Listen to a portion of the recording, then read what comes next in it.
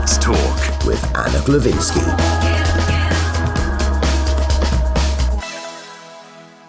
I'm joined now by Andrei Soldatov. He's written a book, jointly written actually, called Our Dear Friends in Moscow. And it talks about being in Russia on a certain generation coming of age when the communist era basically stopped and fell apart, and the future that these young people were feeling, the optimism versus the uncertainty. Sounds like a very, very interesting book. I'm delighted to be joined by Andrei. Thank you for being here this morning. How are you? Good morning. Thank you for having me.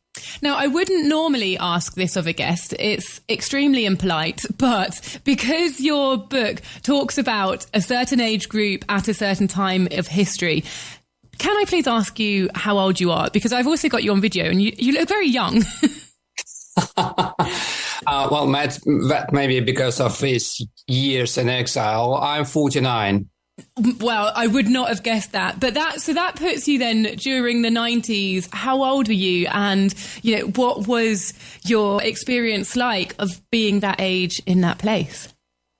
Well, I became journalist at the age of 20, and that was 1996.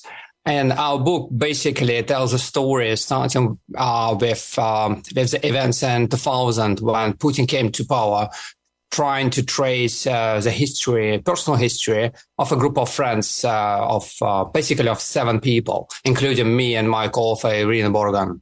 And how did you pick out these people? Were you a particularly strong friendship group? Who were these people to you, and how did you write their story?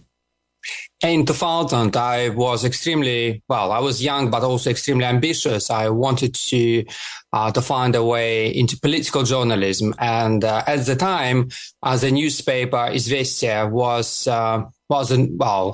enjoyed quite a close access to the Kremlin, and I thought it would be a good spot for me. So we met all of these people in the political department of this newspaper. All of them were really ambitious young journalists, slightly older than me, like in the 30s. I was 25 back then. And all of them became right now quite important in Putin's propaganda machine, I would say. And, without giving too much away, when you then sort of delved into these people's stories, did you notice that your futures all had something in common? Did you all follow similar paths? Or did everyone go in a completely different direction and have unique experiences? For several years, even after Putin, under Putin, we still felt essentially on the same page in terms of profession. So when the country went through some really horrible crises like terrorist attacks, hostage takings, wars, at least in the first years of the 2000s, it felt like we were on the same page. We understood the profession in the same way. Unfortunately, very quickly, by the end of the 2000s, it became clear that they're getting more and more nationalistic and I would say imperialistic and aggressive. Really? Okay, that's interesting. And now, during the 90s, I think many Westerners do remember Russia as a sort of chaotic and very corrupt place. I'm about 10 years younger than you. So during that time, it was just sort of a country that you heard about in the news. And I think the word chaos is probably right. It just felt like this place far away that was going through turmoil. What was it like for you guys actually living there? And at a very important time in your life as well, 20, becoming a journalist, that really is a pivotal coming of age time. What was the reality of it? What would you say to Westerners who had that perspective in the 90s? Well, of course, the 1990s was a very difficult moment for many Russians because the Soviet Union just collapsed. The economy was not doing really great, but it was a really good time to be a journalist. First of all, because there was still a lot of prestige for this profession because of perestroika and Gorbachev and openness. And there was a big demand amongst Russians for the information we had as journalists.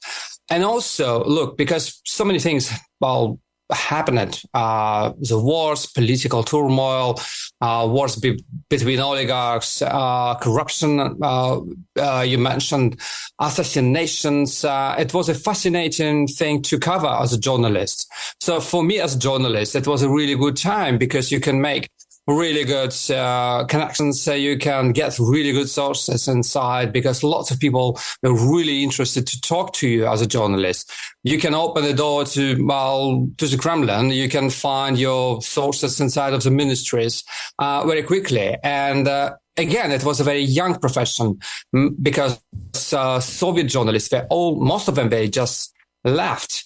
So the space was emptied by these guys, and you can easily fill the spots. And that's exactly what I wanted to do as a very ambitious guy back then. So very ambitious, but also, was there any sense of danger? You're in a privileged position, but were you forced or maybe pushed, manipulated into speaking a certain way, doing a certain thing? Or did you ever just get a sense of, oh my goodness, I'm speaking words here, but these are my power, but this is also putting me in potential danger?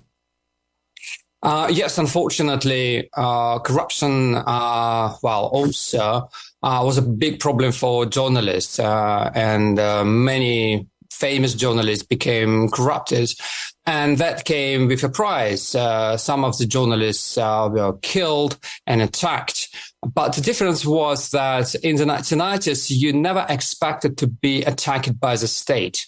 So you think, thinking about your chances, you think, yes, you might end up with some problems with mafia or with some people who might be not really happy with what you write, but you cannot end up in prison. And that completely changed under Putin in the next decade. Wow. Okay. And how do you, as a person, navigate that? How do you make your own decisions? Yes, I tried. The thing is that, of course, you understand that back then, most of the media were either owned by the oligarchs, or there was some, Soviet media, slightly independent, but not really independent from the Kremlin. And you are trying to find a way and to understand who are the people who at least share similar views on politics. And that was the way. And also, I believe back then as a journalist that it's better to be as far as possible from the Kremlin, because I thought, look, you can find a way how to deal with your oligarch, but with the Kremlin, it would be absolutely different. And I'd like to pick up on something that you briefly touched on earlier about the mentality, how the mentality of people change and the influence of war in that mentality. Chechnya plays an important role in your story. How does this and other wars influence the psyche of the people in your generation? How does it get into your mindset and shape you?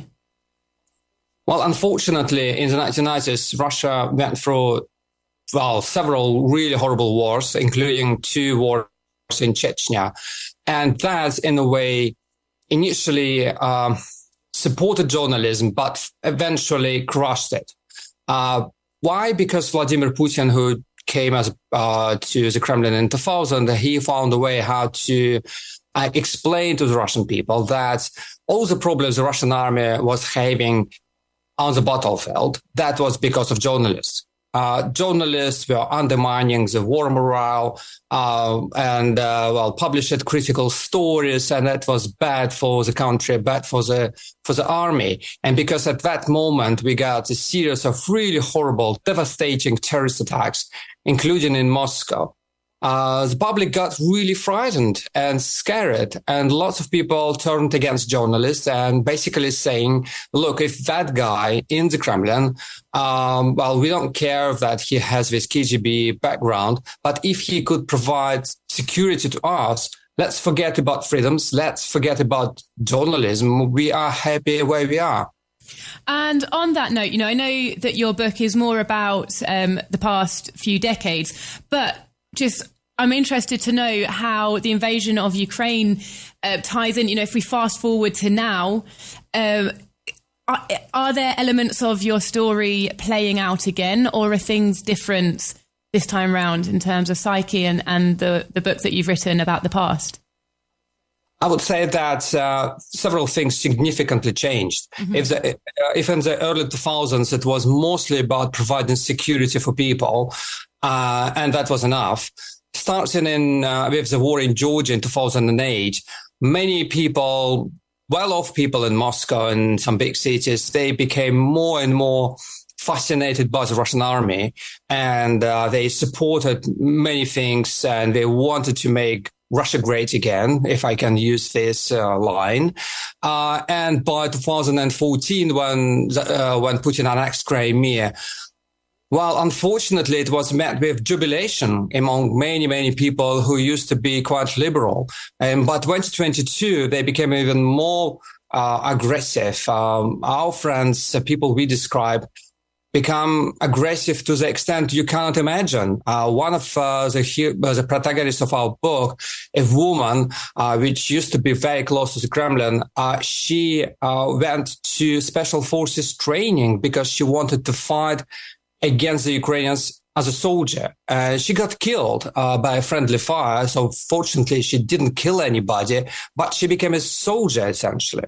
Wow. And what was that like for you on a personal level, on an emotional level, seeing, friends around you, they're changing, some are going to exile, others are, like you say, sort of becoming cogs in a machine that you find quite dark. And these were people, you also mentioned that some of them were just that little bit older than you. So I presume that you might even have looked up to some of them or seen them as potential mentors or guides in your life. So what has it been like for you to see them change? It was really hard on a personal level, especially when one guy, and we loved him, and we had this very personal bond. He put us on the list of enemies of the people, and that felt really personal. But for that book, we thought that if we want to tell this story, we would need to reconnect with these guys. And we didn't talk to them for many years before, but we understood what they need to do that because we are journalists and we need to talk to them. And we did. And surprisingly, several of these guys responded and, they talked to us for hours and hours. And again, emotionally, it was really difficult because you see basically the same guy.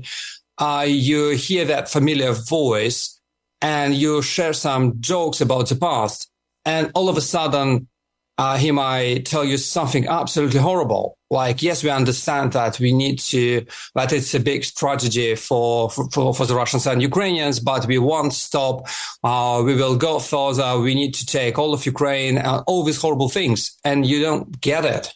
Wow. Yeah, that must be... really difficult, really something to have to get your head round. And do you think that there are lessons in your book, for younger generations coming up now, by reflecting on that past? Do you think that young people now could take away something? Yes, unfortunately, several things which happened to my country, but they're quite universal. For instance, when Putin came to power, many public intellectuals in the country supported him full-heartedly when he started his really big offensive on Russian democratic institutions like the parliament or the media, because they believed that they had this access to the Kremlin, and they believed they could maintain this access for years and years to come. They could influence on Putin. They can tell him things. So they sort of sold the idea of democracy for this access. And of course, you cannot become friends with the crocodile. It's just impossible. At some point, he would eat you up. That's the only way. And do you have any optimism for a more liberal or democratic Russia? Well, I very much hope so that at some point, my country is capable of sudden change. We all remember that in the 1980s, nobody predicted perestroika and nobody predicted Gorbachev. And it was very sudden for everyone, including my parents. So, yes, I do hope that at some point, not in a very distant future, I would be able to return to my country. Well, yeah, fingers crossed for you, and congratulations on releasing this book. It sounds like you've really, it's not just been an academic journalistic undertaking, but you've really reached inside sort of your heart and your soul and your emotions there. So yeah, congratulations. The book is called Our Dear Friends in Moscow. You can find it on Amazon or the Talk Radio Europe bookshop. Andrei, thank you so much for joining us this morning. It's been a pleasure. Yeah, thank you for having me on. Thank you. Goodbye.